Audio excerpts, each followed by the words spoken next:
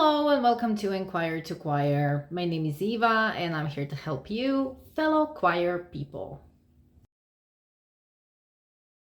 How to have an efficient choir rehearsal. We talked a lot about rehearsals here on the channel. There are several videos, but today's video is about how to have an efficient rehearsal. You probably know that not every choir rehearsal is efficient as we want it to be. And it's not always our fault. It's not even our choir's fault because we are people are different, groups interact in a different way, and life happens. The problem is we have to do our stuff during the rehearsals and we have things to do in order to prepare certain things. So this video tries to put out my point of view, how I do this, because I have certain choirs that only have one rehearsal a week and they do a lot in that one rehearsal. And then again, I have other choirs who have 2 rehearsals a week and they do less stuff because it's just the way it is. How I handle it and how I plan everything in order to be very efficient. This is a video about this. I repeat this here on the channel all the time in every video, I think in every video, but it's very simple. Plan. You have to have a plan for the rehearsal. I think that's a given, but I will now try to divide and conquer because every rehearsal is different. It depends on your choir season, in which particular part of the season you are, and which scores are you working on, and in what manner. I think there are 6 moving parts when it comes to every rehearsal. Every rehearsal could have all of these 6 moving parts or only a few. It depends, but I hope you find this classification helpful. So the first part would be warm-up or technical practice. Warm-up is warm-up, technical practice concerns something like vocal exercises or drills for something to improve when it comes to the singing of the choir in general, but that is a part of the rehearsal. The second part is reading new scores. Third part, rehearsing new scores. Then we have working on music in already known scores. So you practice something, you develop stylistically, dynamics, style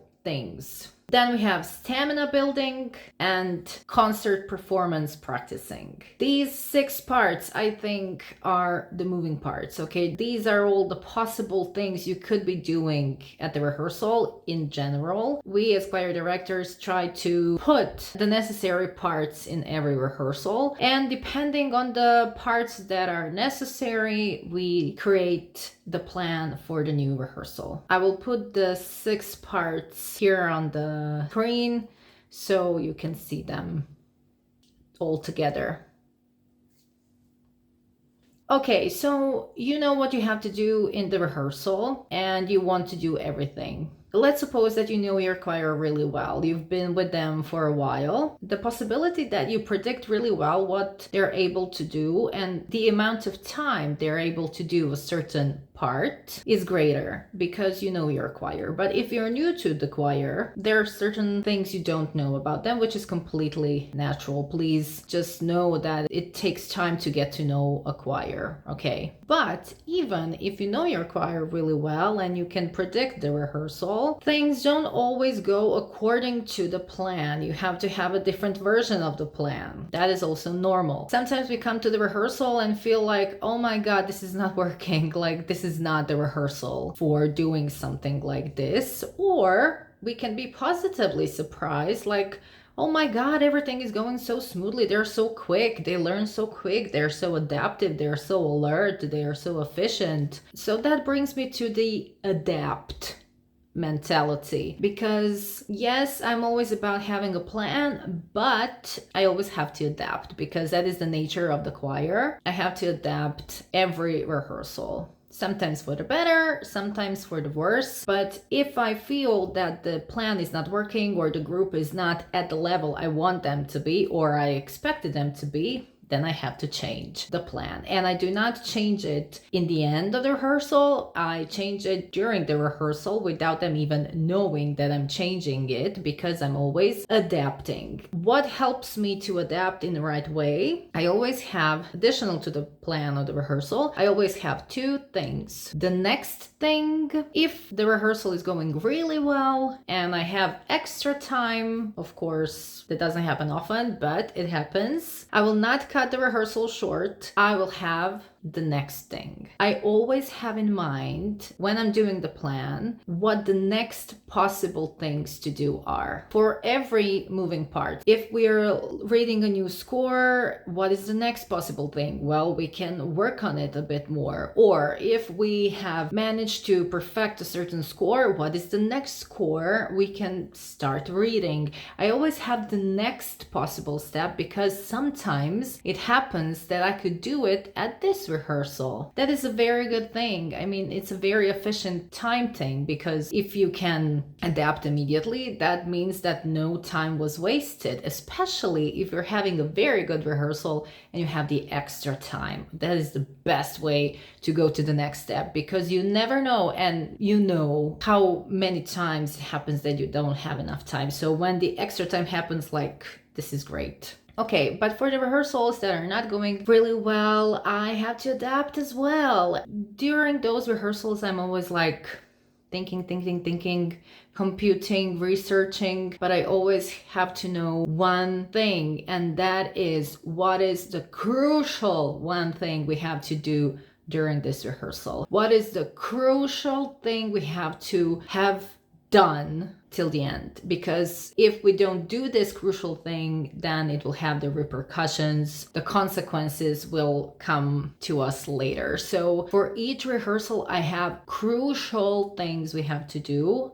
I try to be very efficient and just have one crucial thing, but the reality of the job is sometimes you have more than one, and that is okay. But I have to know them, because if I come to the rehearsal and see, oh my God, this is not working, I had so many things planned, but it's just not going to go, I don't get frustrated, I don't get negative, I'm not angry, I'm just alert, and I'm like, okay, I will focus now on the one crucial thing we have to do, and that is the only thing I will focus on right now. Another good thing about this is, if we manage to do the crucial thing, the choir gets motivated enough to do the extra things. So if I, as a choir director, get my focus on and do the crucial thing, then the choir is more motivated to do other things. So the rehearsal plan becomes more manageable and more convincing and more done.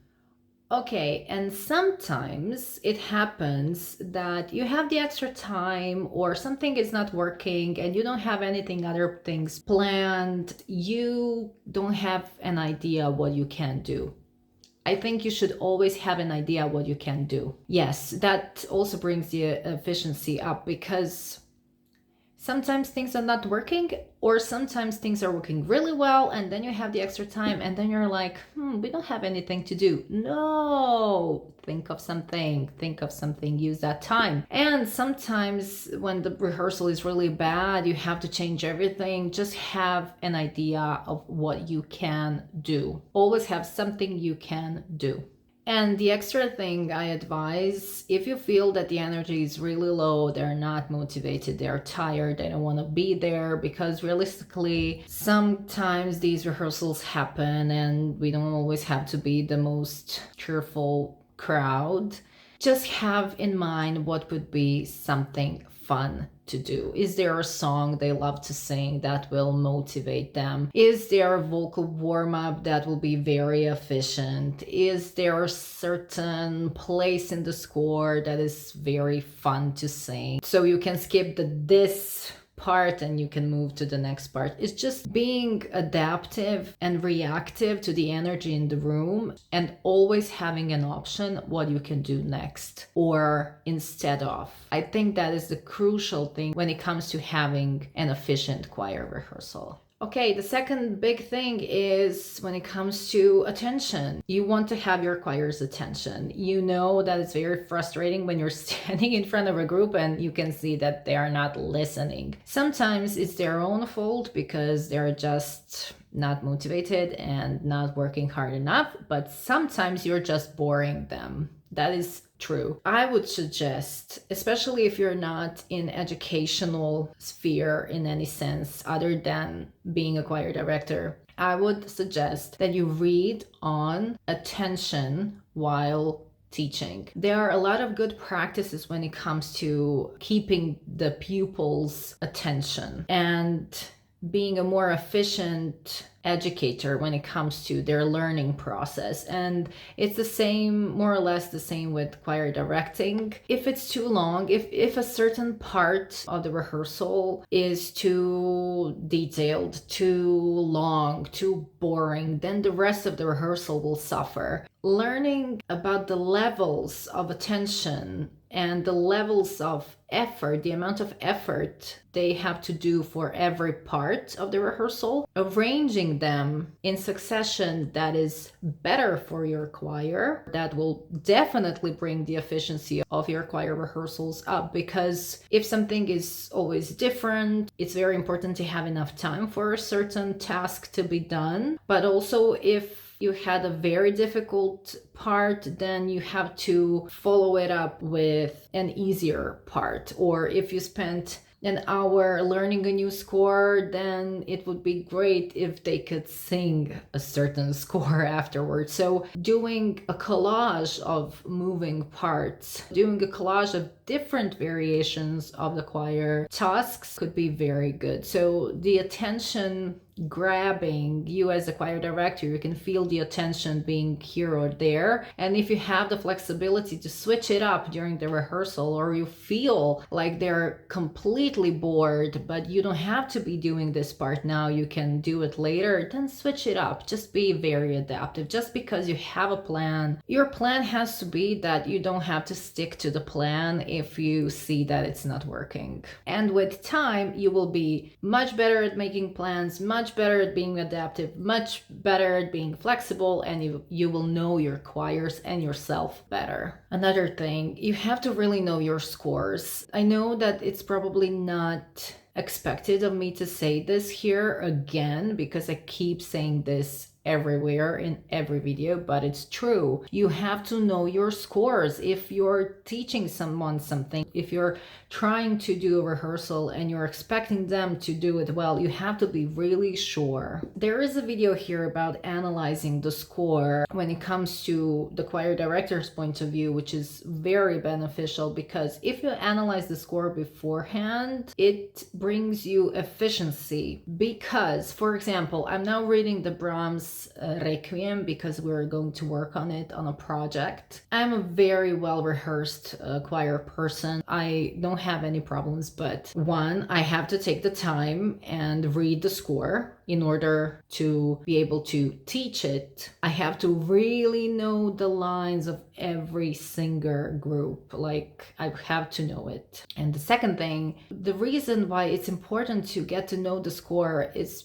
because there are parts in the score that are much more time consuming. For example, the first 44 pages I read in an hour, like it wasn't a problem. And then I came to the 4 pages part where I was like, oh my God. And it took me 4 hours to learn those 4 pages. Everything is about number 4. So the first 44 pages were no big deal, no problem. I know them, la la la. And then I came to the fugue and it was like, oh my God, this is actually really challenging. And it took me 4 hours to learn those 4 pages. And now I know that even though in theory it doesn't look that complicated, when you start to read it and try to sing it, it's really complicated. So you have to know your scores in practice, not just in theory. It's not the same if you just read through like, oh, this is good, this is here, this is no, try it, and you will have a better understanding of what your score is really about and what your choir singers could find really difficult.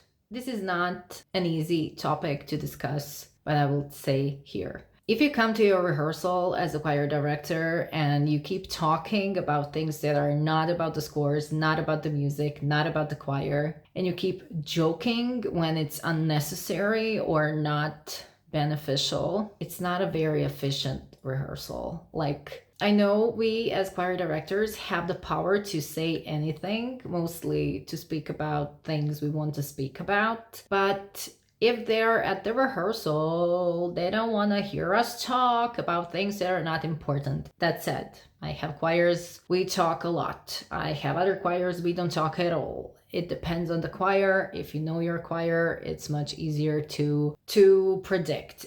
But just be self-aware. If you see your choir members waiting for you to finish a sentence just because they want to start singing again, that means that, you're talking too much. Okay, and now special mentions. First, when you come to the rehearsal at the very beginning, when you're doing the warm-up, when you're just in the room, feel the energy. From my experience, I learned that the first impression of a rehearsal is very indicative. It's not always strongly correct, but most of the time it says something. So if you feel that the energy is very low, if you feel that the energy is like, oh my God, that could mean something, okay, that really, and you can adapt your plan and you're thinking about your rehearsal during the warm-up. Special mention number 2, be real. We talked about that in the video about what to do when your choir is really not good. I'm not saying that your choir is not good, but I am saying that sometimes we are not realistic. Sometimes we think our choir should be doing something or should be this amount efficient in something and doing something, and it turns out they're just not able to do this. One rehearsal, when they don't go according to your plan, 2 rehearsals, maybe even 3, there are some periods of, lack of energy. But if you realize that every rehearsal, your plan is just void, maybe you're doing your plan wrong. Maybe you're overestimating them or underestimating them.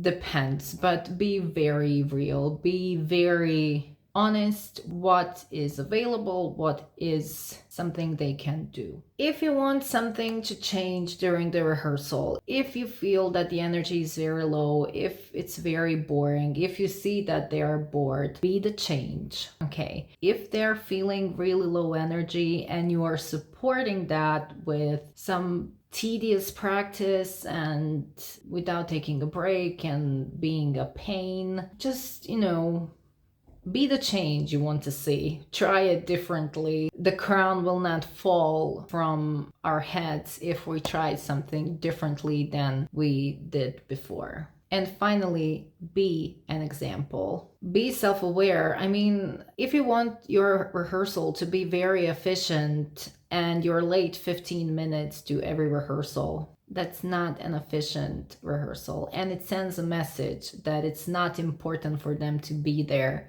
alert. If you're at the rehearsal and you start doing the warm-up and they can see that you're just not interested in the warm-up, you're just doing it, just to get it done, then they will do it just to get it done. They will not try to do the extra thing. If you want them to do something, then try to do it equally. If you want them to sing a really difficult melody and you're not able to sing it yourself, that's a problem. Be self-aware.